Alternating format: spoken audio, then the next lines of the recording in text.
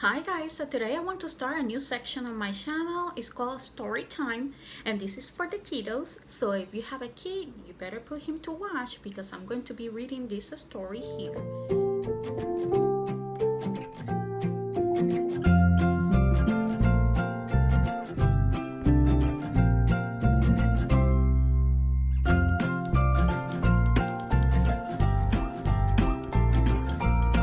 Starting to introduce your kid to the Bible, this will be a good time for you to let them know about this book.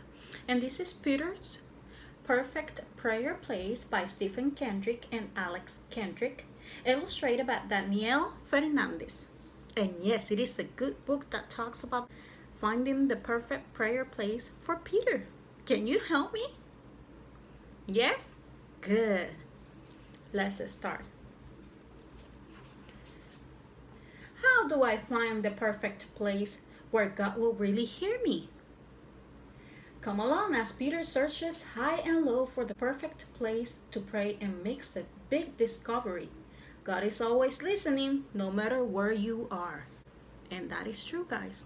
God is always listening, no matter where we are. So let's see and look what Peter has for us. Peter's perfect prayer place. And look at Peter here. Wow. I think he has a friend here. His name is Todd. Can you see them there? There you go. My mom is in her prayer room where she loves to talk with God. She likes to pray for everything, for me and Dad and Todd. She thanks God for the good things that I am doing right, like how I'm learning to obey and ate all my beans last night. Look at Peter there and Todd. Wow. I wish I had a special place where I could go pray too. The perfect place. Where should I go? I just don't know. Do you? Do you know, guys? What will be that special place? Let's find out. Maybe in the kitchen, where my mommy goes to cook. I need somewhere to talk with God. Would you come help me look? Let's go help Peter look for the perfect prayer place. Do you think Todd is going to help Peter? Let's see, let's find out. Take a peek at what I see. I think I might have found it. Beneath the stove there is a space with lots of pots around it.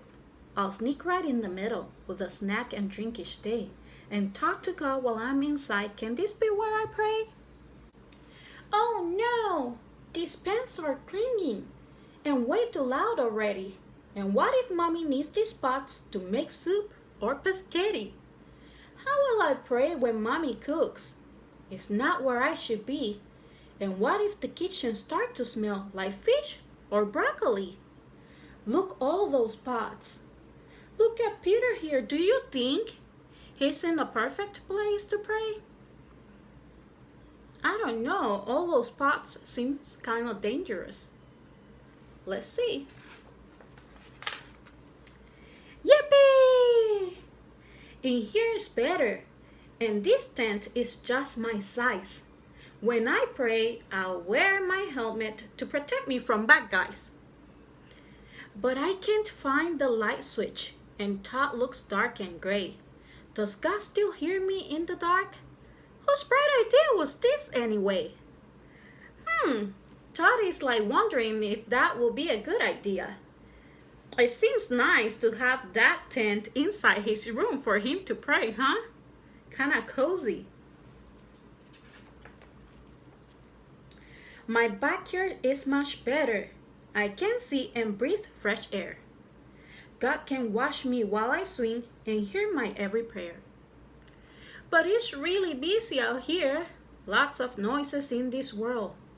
I might not pray much in this swing. Hey, look! There goes a squirrel. Look, guys, let's look at that squirrel there. And it seems like Todd is very entertained with that cat running back there. Don't you guys think?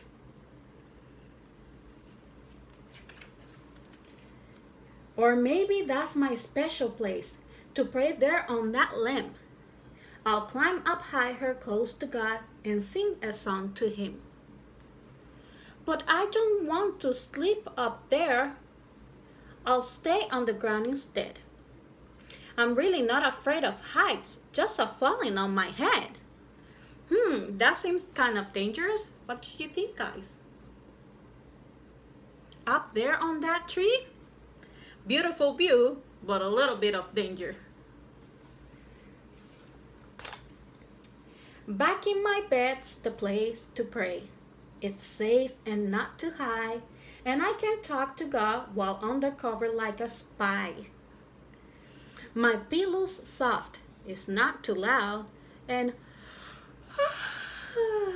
my cheeks are warm. This is where I talk to God about my I think Peter went to sleep, guys. 1 hour later. Hey, what happened? Where am I? I think I fell asleep. I wanted to be praying, but instead I counted sheep. Inside, outside, underneath, just where will God be near me? How do I find the perfect place where He will really hear me? Look at Peter there. He seems kind of worried of not finding the perfect place for him. What do you think, guys? Should we help Peter?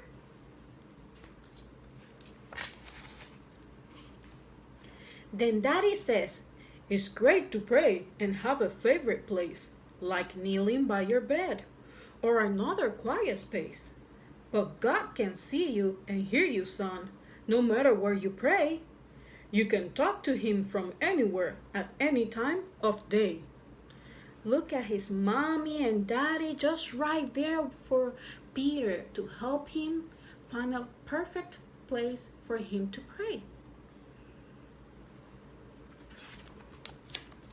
Look all those places that he can go pray. Peter has some ideas on perfect prayers place. So let's see. Whoa, God, I didn't know that you hear me all the time.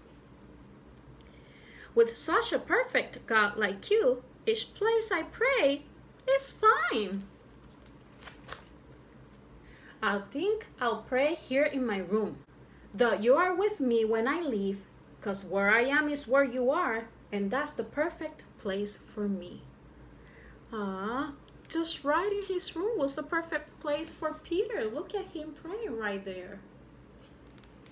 And in here we have a verse from the Psalm 139 from 3 and 4. You are aware of all my ways before a word is on my tongue. You know all about it, Lord.